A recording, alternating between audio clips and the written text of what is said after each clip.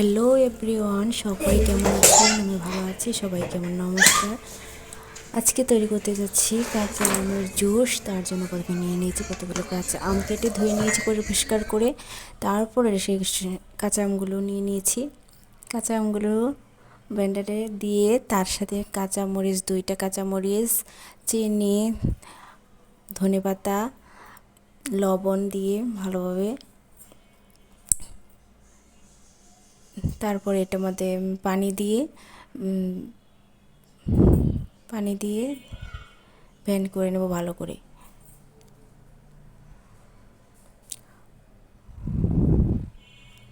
তো এই গরমে এরকম কাঁচা আমের জুস খেতে সবারই ভালো লাগে, এবং কাঁচা আমের জুস খেলে সবারই শরীর ঠান্ডা হয়ে যায়। এই গরমের জন্য খুবই উপকারী একটি জিনিস, সবারই ভালো লাগে। তো এরপরে আমি ব্লেন্ডারে দিয়ে সেটাকে ভালোভাবে ব্লেন্ড করে নিয়েছি। প্রথমে একটু কম জল দিয়ে এটাকে ব্লেন্ড করেছিলাম, যাতে কাঁচা আমগুলো একটু